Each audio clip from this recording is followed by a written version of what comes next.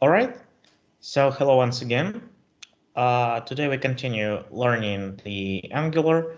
I'd like to take some time to review what we've done within the previous lecture.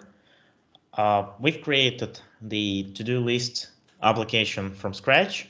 We learned the project structure of the Angular application, and calculated with the template syntax of the Angular. And also, we reviewed what the component is, how to get started with creation of the components, and how to organize the communication between the components. So just for you to review what we are having at this moment. So we're having two components at to-do and to-do list. In the template to organize the communication between the components, we're using the property or event binding. So this allows us to pass some data to the component in order to render the elements and also to react to the changes that's performed on this or that particular component. And also we performed we implemented some default Angular features that enable us to use the properties that are stored in the component class via this kind of syntax, which is called interpolation, and some property bindings. So as we remember, we can bind not only to the custom properties that we are specified in the components via the input decorator, but also we can access the default HTML property via the property binding. And also the event binding works not only with the custom events that are specified via output decorator, but also it can work with the default or native HTML events. So as for today, we're going to consider some other features that Angular enables us to implement in our applications and to make our life a bit easier. As for today's lecture, we're going to consider the directives and the pipes. As you remember, the regular Angular component consists of the following elements. The TypeScript class that holds some data, performs logic which is related to the component, and also can manipulate the component lifecycle via implementing the hooks. So within our to-do list application, we implemented the onInit hook, which is generated as empty1, but we know that it calls once when the component is going to be attached to the DOM. And the onChanges hook that listens to the changes of the input properties. So this is the TypeScript class. And also the component consists of the component template.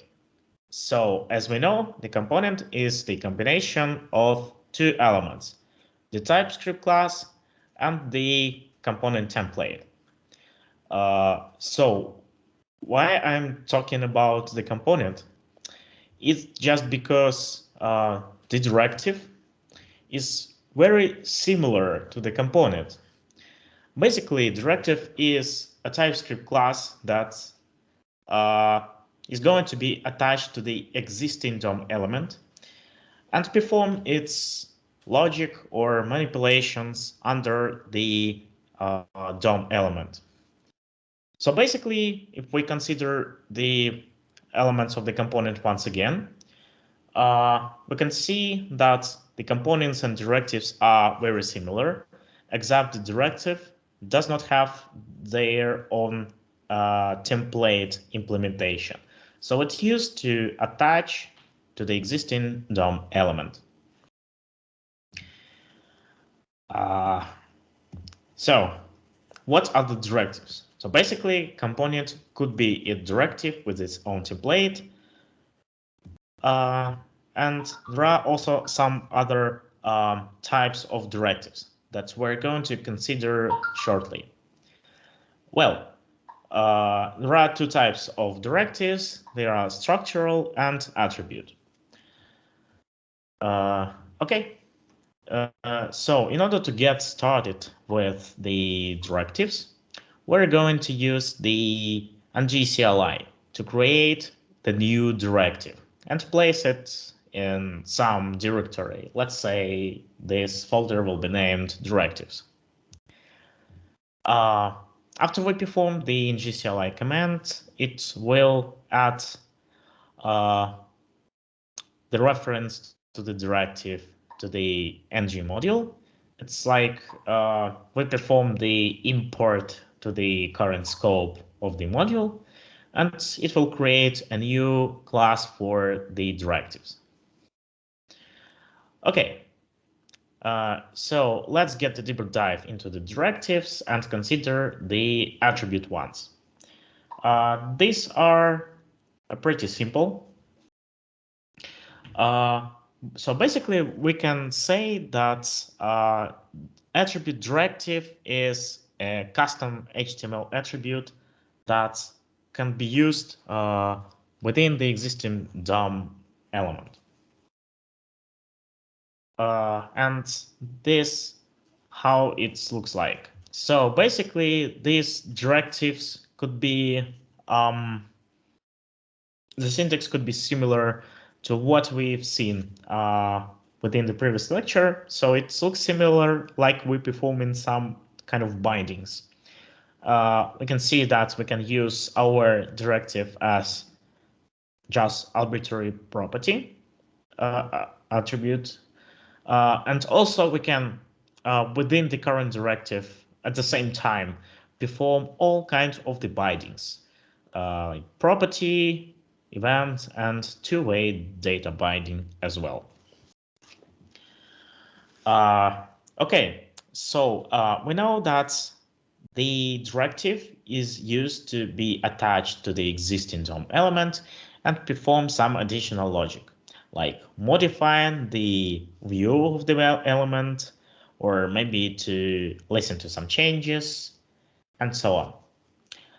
In order to access to the element that is used when we are attaching the attribute directive, we need some dependencies. ElementRef is the link to the node, actually to the reference to the DOM element, and the class renderer2 that enables us to modify the visuals of our element. Let's see how it works in practice. So I have some practical examples prepared for this lecture. So let's see. Okay, so I have some external components. So as we remember, component is the custom element. So I guess there should not be any questions at this stage. So I have external dependency to create more eye candy example for the lecture. Okay, so let's see what we have.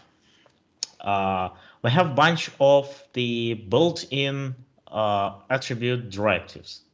Some of them I presented during the live coding of the to-do list application, and we're going to review them. three of them is ng style, class, and non-bindable. So let's see from the code perspective, how can we implement these directives? So ng style is pretty simple. It accepts the object which contains the styles that are going to be applied to the current element. And these styles are going to be applied like inline styles. And what's the use of this directive? Well, imagine that we are not specifying the following object inside a template, and we are going to store it in our component. So let's try to do this and specify the inline style inside our component class. Paragraph color. Okay, but let's do the following. And we can access this property from the template, and the result will be the same. So we defined that our paragraph color is the orange, so everything works as expected. Okay, that's about the ng style. So what we have, another one, and also we performed the binding to the default property style. So Angular enables us to do some attribute modification in the following way. So here could be style, could be class, and something else. So in case if we use class, so the class will be the class pink, not pink, but the class background color will be attached to the element. So this kind of bindings could be helpful in some cases. So this is the regular property binding. Okay, ng class. So I've shown you on the live coding that we can also customize the class list of our elements, especially if we are having some dynamic values to be passed as the condition. So ng class enables us to handle such dynamic cases to assign some class to the element. So here ng class accepts both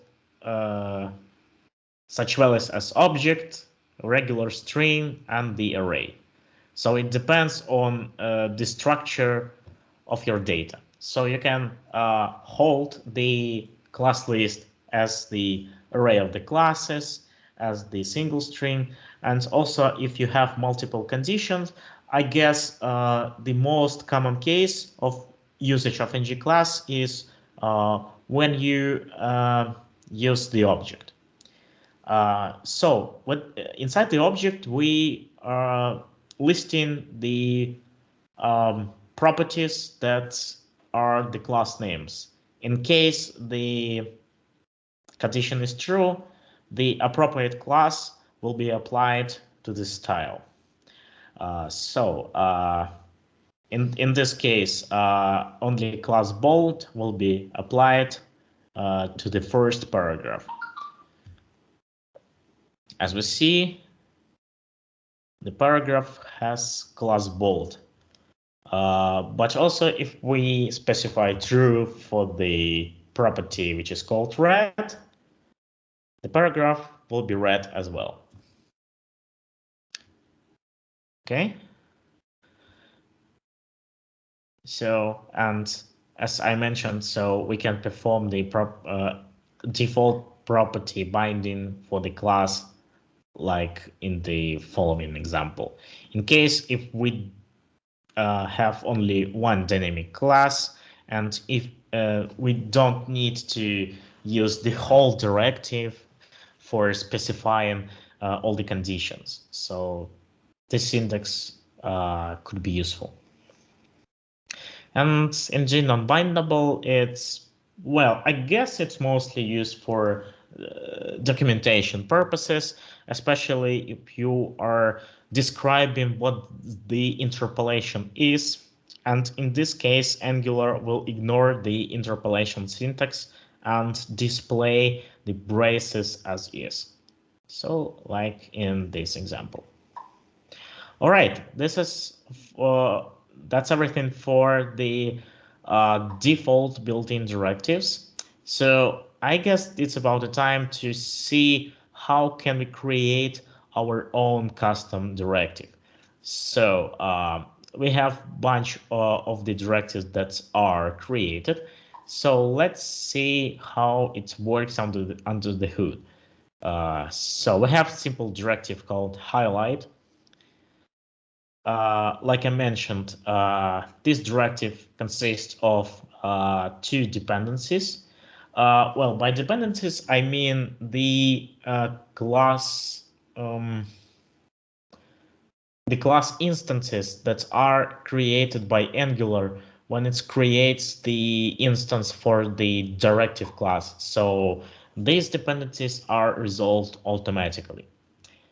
So within this directive, we are changing the style of the element.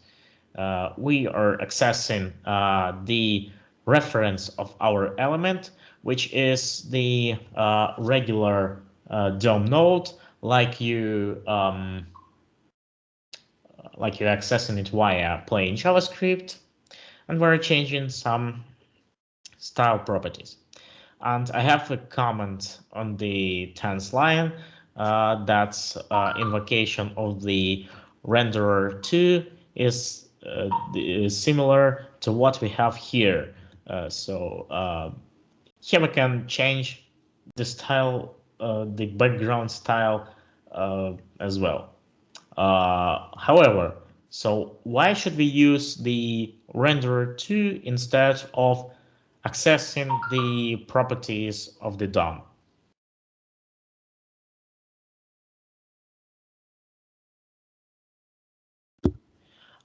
That's because, like I mentioned, Angular can work not only in browser, but also we have the possibility to create the same Angular application for mobile, even for desktop, and on any other platform. So, for example, the mobile application does not have any idea of the properties style, the background. These properties are simply absent. And that's why we are using the class, which actually has multiple implementations depending on each platform. So this way is the most preferable when you are working with the DOM elements. If we are speaking about the web application, on any other one, it could be any other visual element. So this is the simple way of doing it. Okay, so this is about the highlight directive. We can also go a bit further to add some custom events for doing it, and highlight with the same color when we are hovering the element by the mouse. So what is going on here? With the help of the host listener decorator, we can attach a event listener to that element and create a method inside the directive class to trigger these event handlers when we're dealing with mouse enter, mouse leave, and other DOM events. And when we will hover the card with highlight on hover directive, it will be colored with the yellow background as we specified inside of the highlight method. Okay. And there are also a bunch of other directives. In these examples, I also use the property binding since the directive class is pretty similar with the component class, so we can easily specify the input and output bindings as well. So here we're using the property color that the data to this property is passed by the property binding. And we can specify the color of highlight by passing the string or any other property as well. And like this syntax is the combination of the directive usage and the property binding as well. So if we refer to the presentation at this page, so actually these syntaxes mean that we are using my directive in the combination with property and event binding at the same time. And this, how can we achieve it?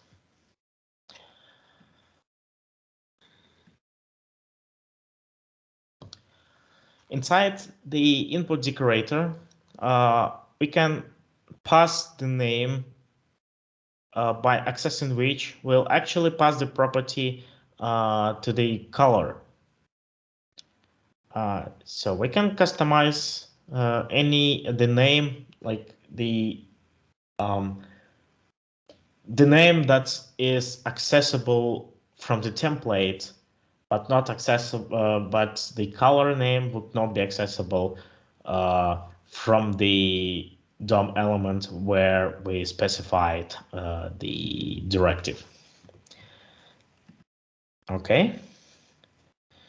So on all these highlight directives doing the same job, but with extra small features that are introduced. Okay. So I would like to stop for a moment here and ask you whether you have some questions at this stage.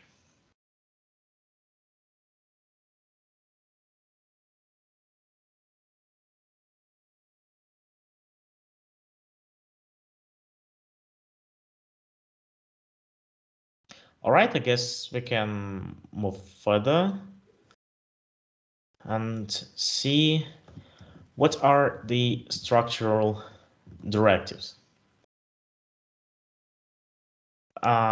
These are the same directives as well, but the purpose of structural directive is to change the DOM layout by adding or removing DOM element. So the most simple example of the structural directive is ngIf and ngFor that we used previously. So we used ngFor syntax for iterating over the elements of the array in order to generate as many components or template as we want and render it in our template. So let's see what we have. There are some other built-in directives. For example, we can wrap some HTML template inside of the custom tag, which is called ng template, and use it later. As you can see from the DevTools, the element that is wrapped inside the ng template is not visible in the DOM unless we will use it later. So I'll show the example of it. all the structural directives are using the asterisk prefix, which means that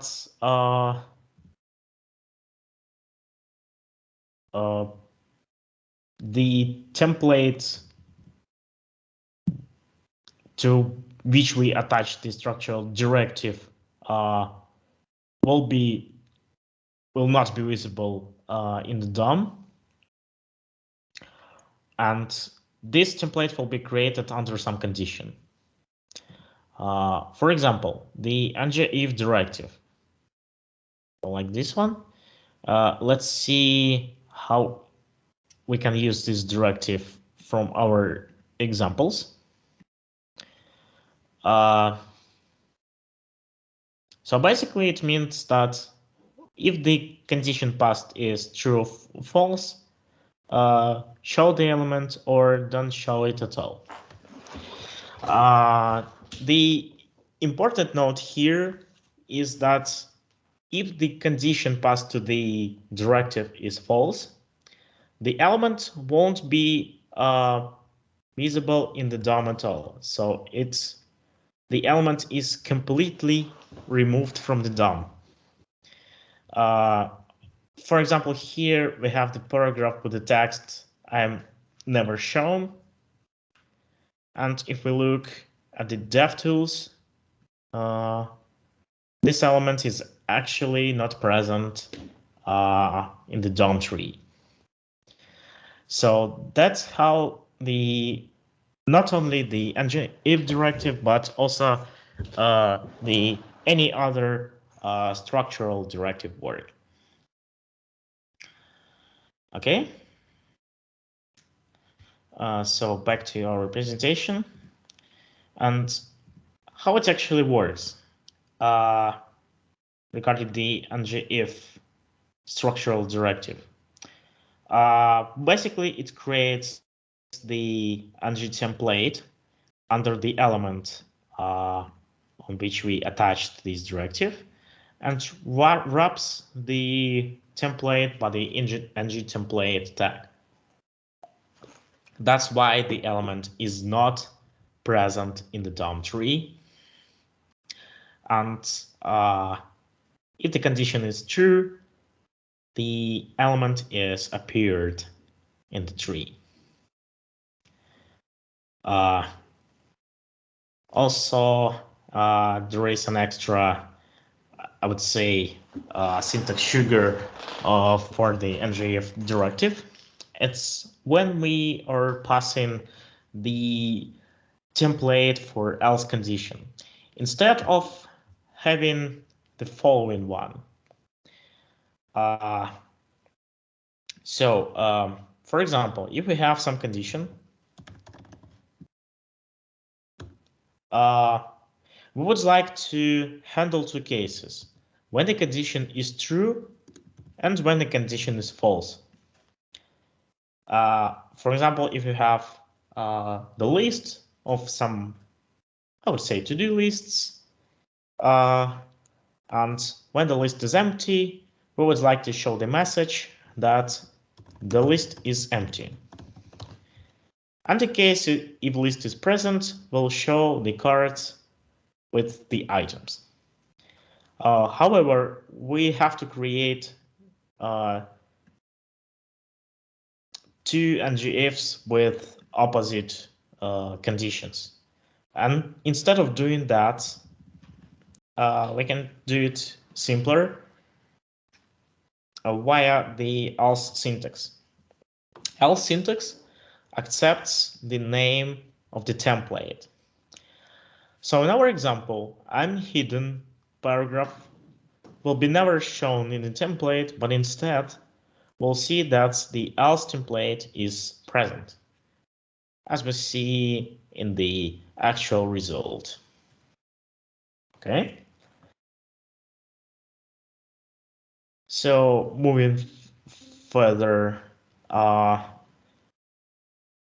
this template could be attached at any time if we use another built-in structural directive called ng template outlet. And we'll see that this template could be used at any time, and we can create as many instances of this template as we want. So in actual result, else template is shown twice because we used two references we used the reference to the template twice. Okay. So that's just for ng template and ngIf.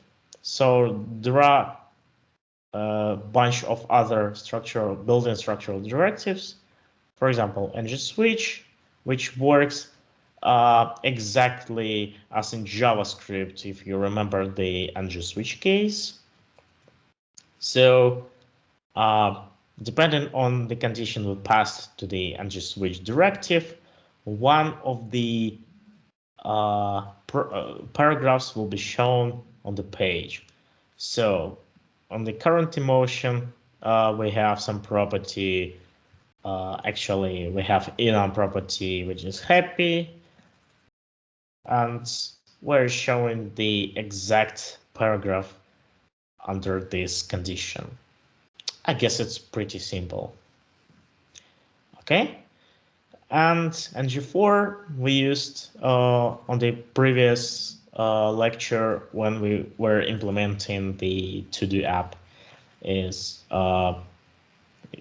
also nothing too difficult here, but in this example I've added some other properties to show the full functionality of the ng4 directive. We're able to specify and to store the index of the current element and some booleans, which indicates whether the element odd or even. It also can enable us to perform some modifications, especially if you are having the table where you want to differentiate the odd and even rows of the table and make it more eye candy for the users. Okay. So this is for the built-in structural directives. However, we are also able to use we can create the custom structural directive.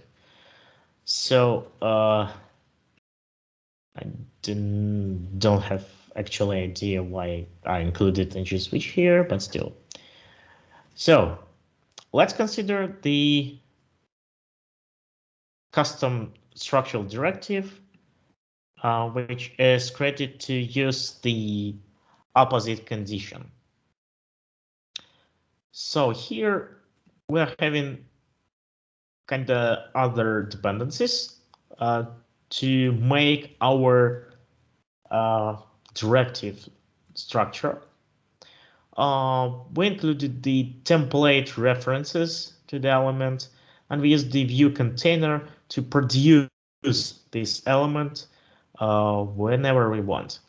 So we grab the template. So remember, when we use the asterisk syntax, it actually removes the element from the DOM, but at the same time, it stores as the dependency of the directive. So the template, the ng template that is created under the hood when we use the asterisk syntax is stored in the template ref, which is the reference for the current template. So, and if you want to produce this element to make it visible in the DOM tree and on the page, so we are invoking the create embedded view and putting the template references that is stored as the result of usage of the asterisk syntax. Well, from my practice, you mostly will create the custom attribute directives, and to my mind, structural directive is it's kind of rare case when you have to create a new custom structural directive, but it's I guess it's important to understand how actually the structural directive works. Okay, so regarding the structural directives, do you have any questions at this stage? Maybe you want something to clarify?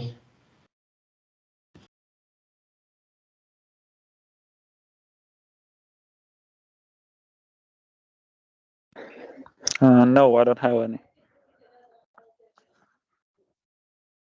All right, in this case, moving further, and actually we're done with the directives. So once again, I show the examples of usage of the structural directives. And actually, this is the example of how the ng switch works under the hood in case if you need a deeper understanding of it. So here are the examples on my slide. And as for the ng4 as well. So here for the ng4, there is the list of the internal properties that are accessible within the microsyntax of ng4. So except the index, there are some booleans that we can access and adjust our behavior when we need to know whether the current element is first or last, even dot. And this is for the ng4 syntax. And here is once again the example of the custom structural directive that I presented recently, and the example of the usage of it. Okay, so we're done with the directives.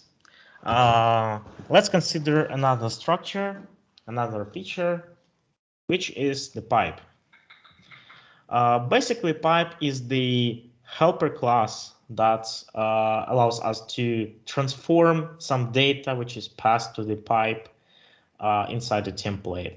So you can think of the pipe kind of the helper function that can transform your data into other structure. It can be used in many cases. So we'll see the example of use cases of the pipes. Okay. Some of the cases is here. Imagine that we receiving the date string. If you have an idea what the date string is, for example, on the backend, the date could be stored something like this. Maybe to ISO string. So the data on the database could be stored something like this. So the date and the time in the ISO syntax.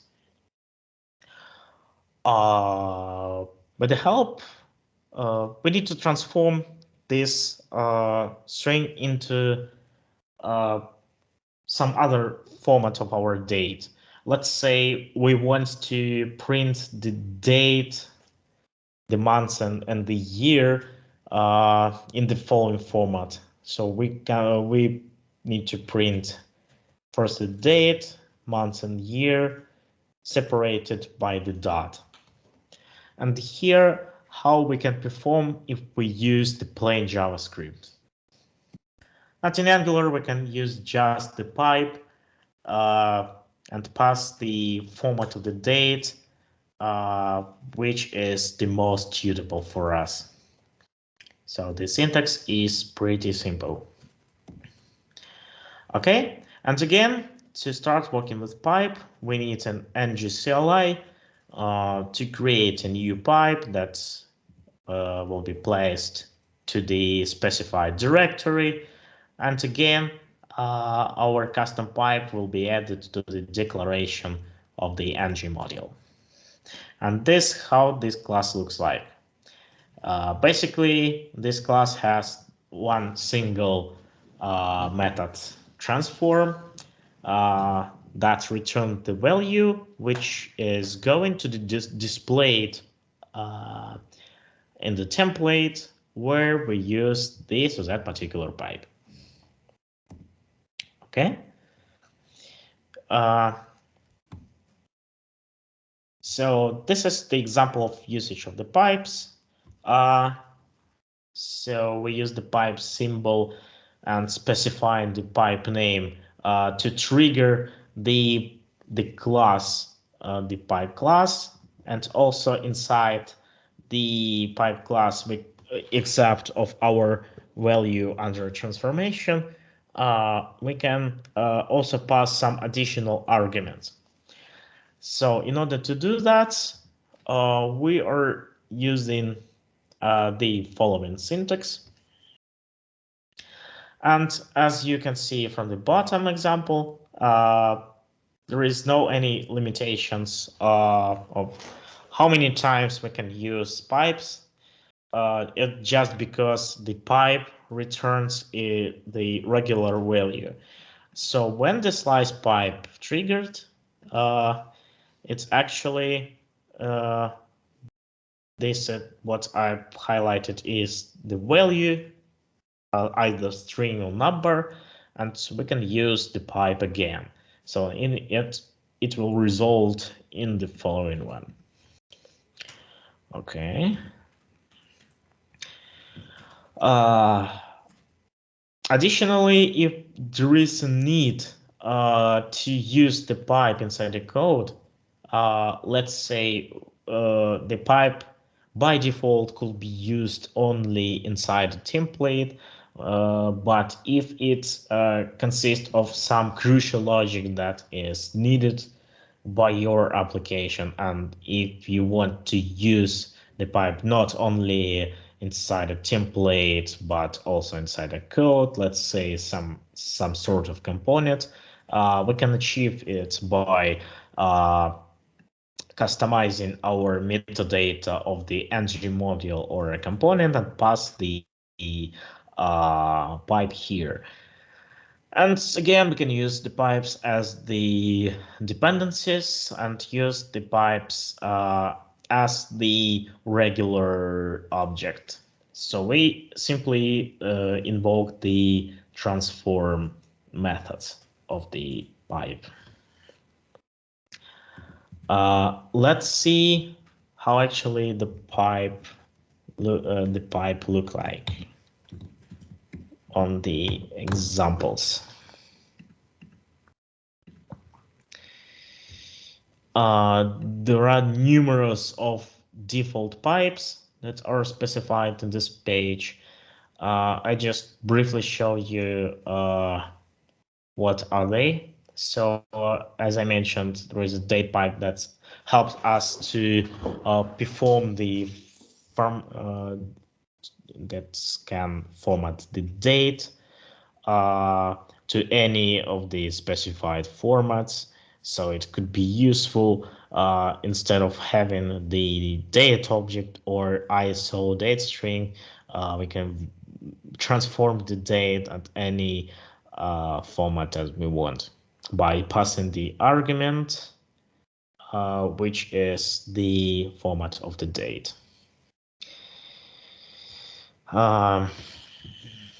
What about other ones? So the slice pipe that works with both strings and arrays. The currency pipe that adds the currency symbol, depends on what currency is and what locale is, and any other default built-in pipes that are available out of the box. At the end of my presentation, I have the link to the documentation where you can see once again what are the built-in pipes available for usage. Okay. And as for the custom pipes, as I mentioned, a pipe is a TypeScript class that implements the interface pipe transform. Inside the metadata, we are specifying the name of the pipe that is accessible from the template. And when we use the pipe syntax, the method transform is invoked. Let's see where we are having the custom pipes. Like here, let's see what we're having. We have a please pipe that's just adds the word please before the phrase. And on this example, I show that we can pass as many arguments as we want because actually the pipe is a simple function. Perhaps at this stage I can predict your question. So why don't we just specify the method inside our component to transform some data? And why do we actually need the pipes? Well, actually pipes could be invoked anywhere within any template in your application. And at the same time, if you specify some helper function somewhere in your project, you have to import it in each component and to use it from a template. For example, if we have the same helper function that returns a string, and to use the following syntax, so possibly the result will be the same. But again, we need to import the get please phrase everywhere where we want to use the helper function. But at the same time, pipes are accessible anywhere. And there is also one other cage, and I guess I will notice. Well, I will tell why you should avoid the following syntax inside a template. So basically, for now, I would just recommend not doing it. There is also the one catch which is related to the change detection mechanism. So I will tell you in future lectures what's actually the change detection and why you should avoid the invocation of the functions inside a template, like here.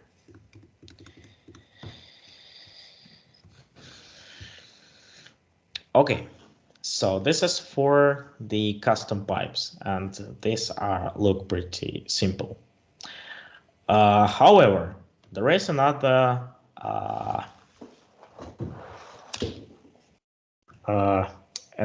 info about the pipes, that the pipe can be pure and impure. So what does it mean? So here is the description of the pure pipe. At this moment, we should understand when the pipes are triggered. So Angular pipes that are created via the ngCli are pure by default. So the pure pipe is triggers only when it detects that we changed the reference to the values that is going to be transformed. So if you remember such topic as passing the function parameter by value or by a link to the object, so you could notice that some similarities are present. In terms of the primitive primitives is simple because the primitives are passed by value. But in case if you pass some object to the pipes, these are passed by the link, by the reference. So, and in terms of objects, if you just change some property, I'm trying to find the example, and I believe I have this one. Let's see where we have some example, like here. So we see that tasks is the array, which is actually the object, and the pipe will be triggered only if the reference to the array is changed. However, if we are dealing with the impure pipe, it will be executed every change detection cycle. So the impure pipe will be triggered even if we change some property inside of the object, or if we push some new element to the array. Let's see from the example what I mean. What do I mean? Here also I have some lists of the tasks. Let's see if we try to create a new one.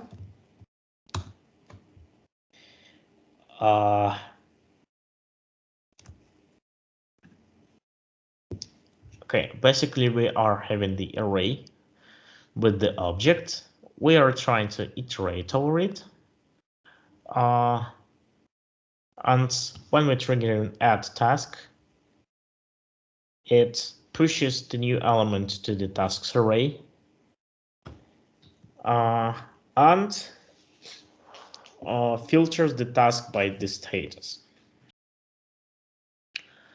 In our example, we have two pipes. One of them is pure and the second is impure. So when we added the to-do 3 to the list of to-dos, we see that if we are speaking about the pure pipe, it hasn't been triggered because the reference to the array isn't changed, but impure pipe works perfectly fine because it triggers on even a small property change. However, if we change the property to the array, the to-dos 3 will appear under the done tasks list with the pure pipe. Okay.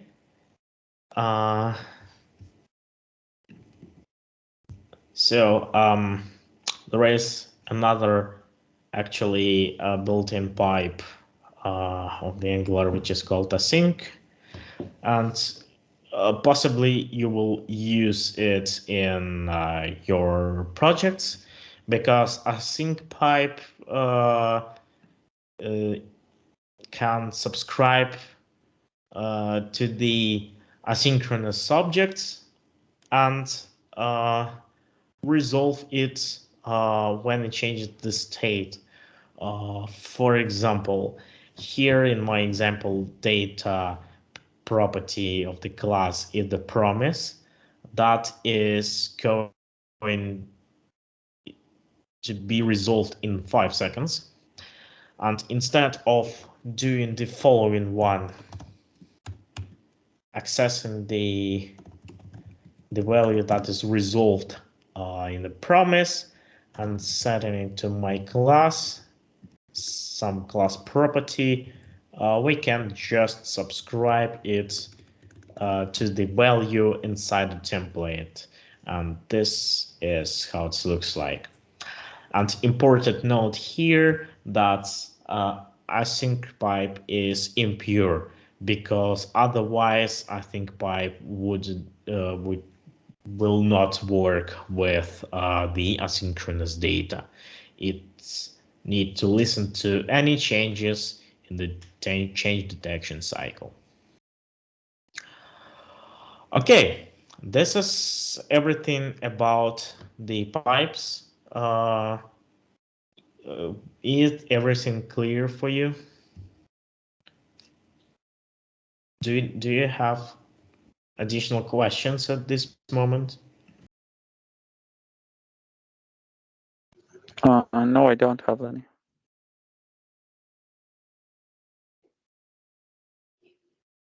It's a hard topic, but everything is clear for now. That sounds great. Okay, actually, that's everything from the theory I wanted to cover for today. And I propose to do the following: to continue implementation on our to-do list application. So previously we implemented the following functionality. So we added the form that adds our new items to the to-do column. When we are clicking the checkbox, the item moved to the list on the right, which is done. I propose to create a custom pipe and custom directive for some scenarios. I would like to start with pipe because if you remember, to differentiate the incompleted and completed to-dos, we have to create two separate arrays. Let's create a new custom pipe that will filter our array by the status. So remember that we can create a new pipe via the ngCli command, and let's place it to some different directory to differentiate that we are going to create the pipe. Let's name it somehow like filter by status. Okay. So as we can see from our changes, the filter by status pipe is added to our declaration. It happens because we need our pipe to be accessible anywhere. So we see that some basic structure is created. Let's specify that we are expecting the array to be passed to the transfer to this pipe. So what kind of model we have? We have to-do item. So let's specify that we are expecting to-do item array to be passed here. And to differentiate whether we're going to filter by incomplete or complete status, we need to pass additional argument. Let's say is completed. And we're returning a new array.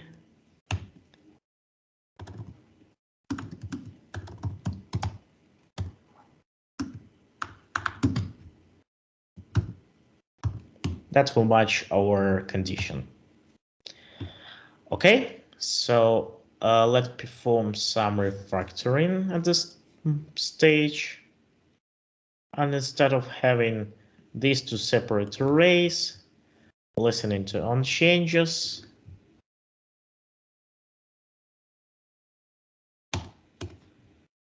so we removed a quite huge amount of logic, and so this is the great benefit of pipes, definitely.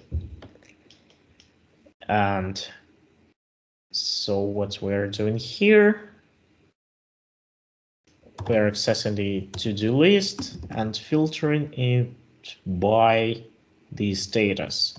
Filter by status, we're passing false as the argument. Well, the error is because the unknown return type is specified. So let's fix it. Okay. And at this moment,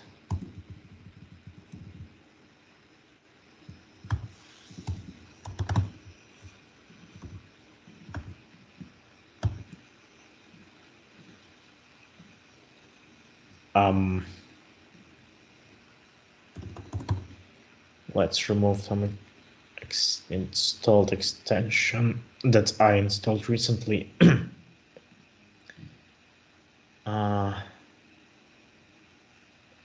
Because it's HTML format. Let's uninstall it completely. Well, never mind. Let's see whether it actually works.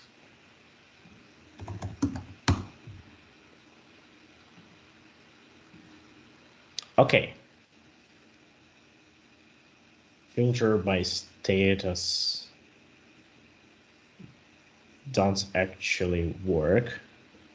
This is because our pipe is pure and the reference to the to-do list isn't changed. There are two options how we can fix it.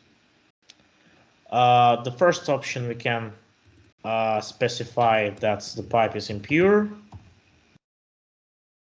and everything will work as expected. Let's see. Yeah, here it is. And another option is to make our array immutable. So when we are okay, and what the matter? Let's see. Yeah, this is because we are changing the item property on the fly, and that's because it doesn't work for us. But that's not the problem. So we agreed that our array is immutable. But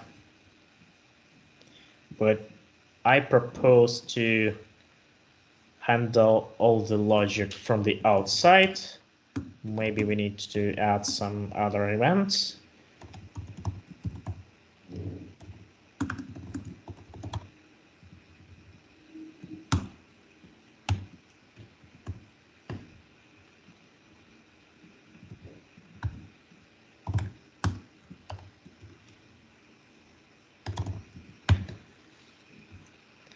And we'll listen to this event. Toggle complete. Let's create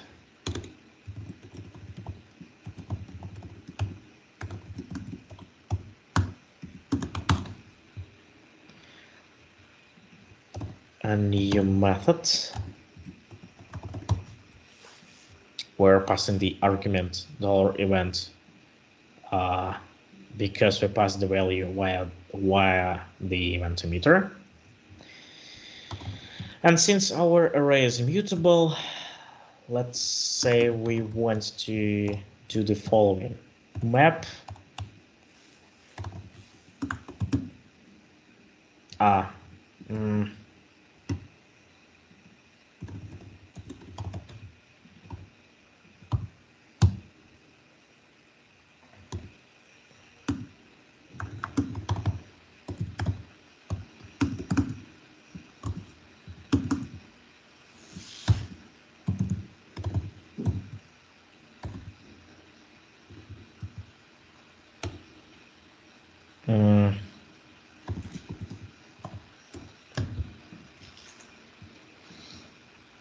is completed.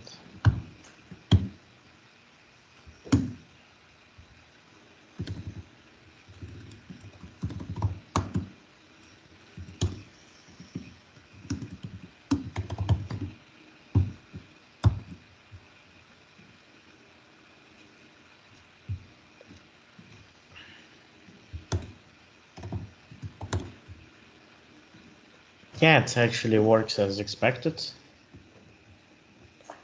So we created our custom pipe that solves our task by eliminating the huge amount of logic and separating the list by the completion status. And let's see whether we can do the following with the directive.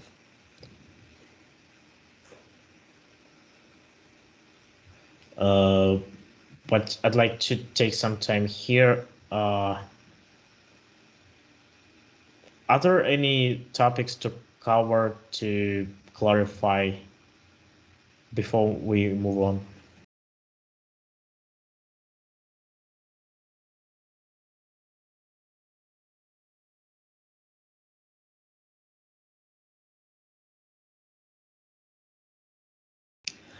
All right. Well, I'm thinking on which custom directive we can create. So maybe you have ideas. What custom directive can be implemented?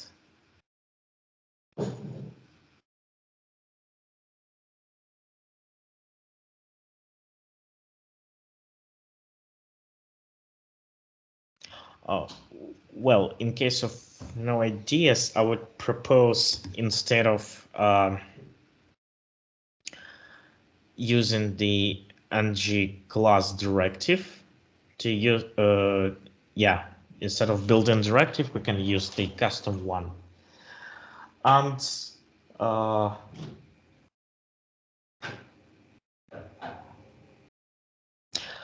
well, let's create this status highlight directive.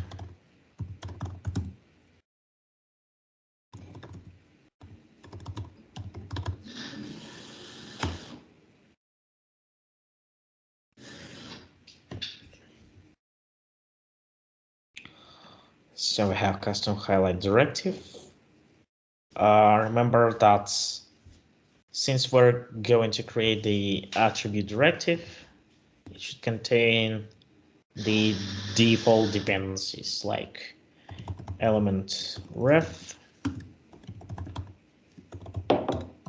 and the renderer.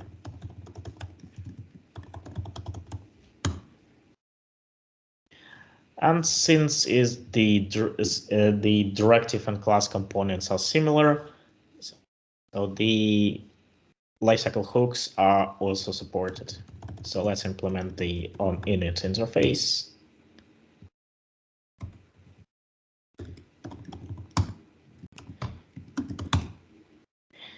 And change the style of the directive. So perhaps we need some input data to work with. Let's create the input binding with the same name as the directive.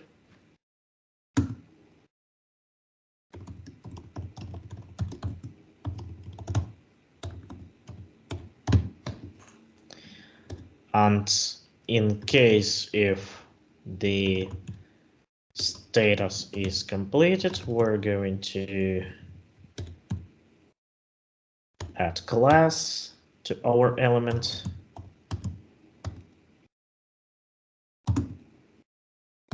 Which is, let's see, the class is completed.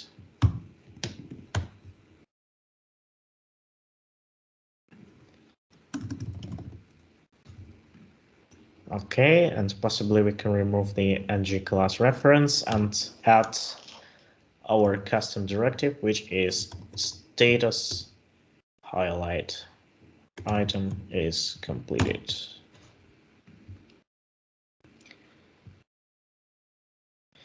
Yeah, the error is because the status could be undefined. So let's make some additional adjustments.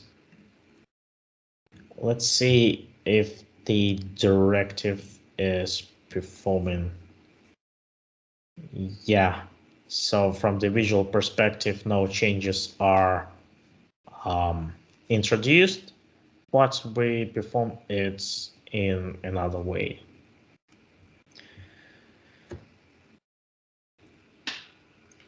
Okay. And additionally, we can perform any other modifications with the element as we want, since the lifecycle hook are supported, and we have access to the current element. Okay, so I guess we implemented at least one pipe and one custom directive to see how to create it. So at the end of the slides, there are obviously the useful links for you to refer to the documentation of the Angular, and the link to the directives and pipes examples that are introduced within our today's lecture. And also I would like to stop here and wait for your questions before we wrap up our today's lecture. First of all, thanks for the webinar. I have one question, not for the types and not for the pipes and directives, but we know that in React there's, for example, you can use the material UI, React Bootstrap, and Tailwind, and other libraries that help us to build the user interfaces fastly. Can we just use Bootstrap or something like Tailwind and Material UI in Angular too? What is the library for the Angular in general for building I user understand the interfaces fastly? question. If you are a fan of the Bootstrap, you can use it. But for the Angular application, I highly recommend you to use the following, which is called the Angular material. So the Angular material UI library is also maintained by the Angular developers, and it's highly recommended to use if you want to deal with some UI frameworks. So on the Angular material consists of a bunch of the components, and if you want to use it, perhaps we can perform a quick start and add some material components to our app. I guess it will be useful. Okay, so as for the Angular material, to get started, we need the following command. So let's add it.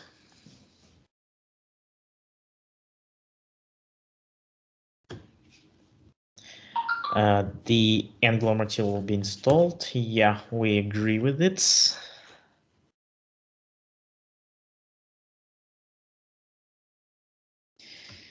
So here in this selection, it proposes us to create a color theme for the material. Well, let's go with the default one. Set up global Angular material typography styles. I would say yes. Set up browser animations. Okay. And it performs the installation of the dependencies. And for now, our Angular application is the material enabled. So let's try to use some components from the Angular material.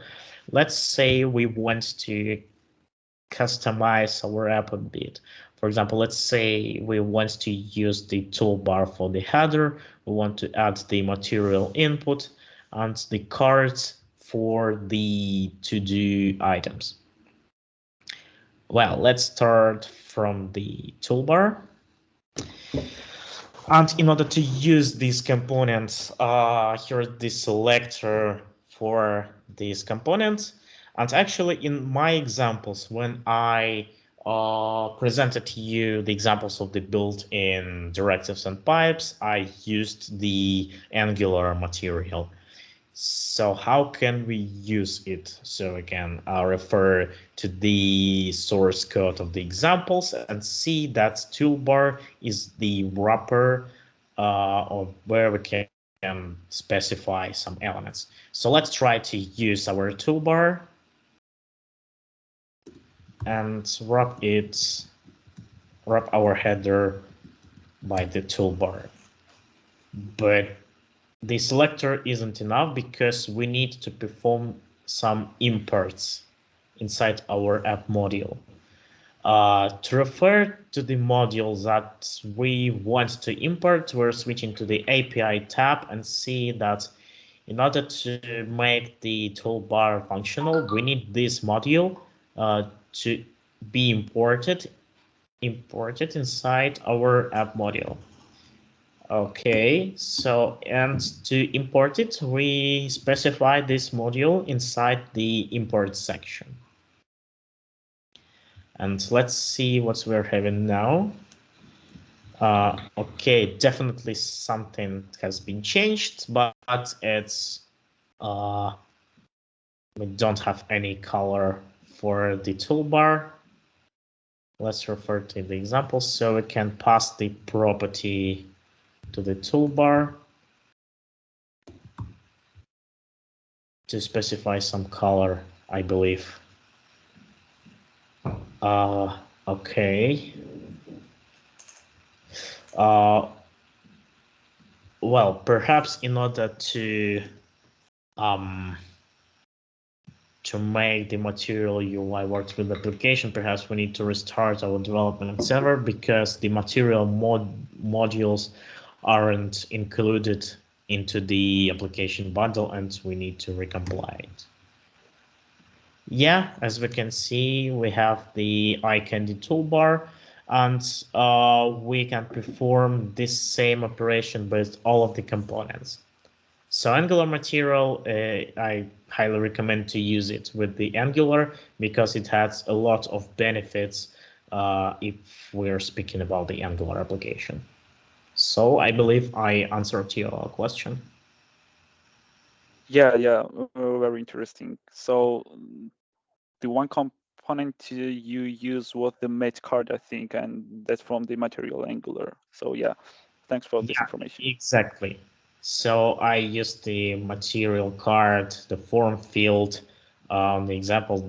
All these components are from the Angular material. Thanks, got it.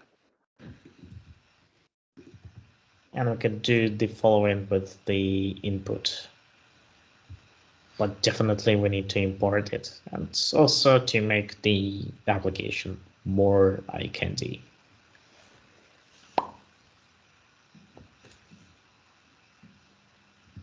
Okay, any other questions when I performing some changes to the UI? No, I don't have any. Yeah, that's a tough topic, but after I rewatched this video for the 3 times, I think I'll get it. Yeah, I believe that the Angular is pretty tough topic for anyone who sees the Angular for the first time.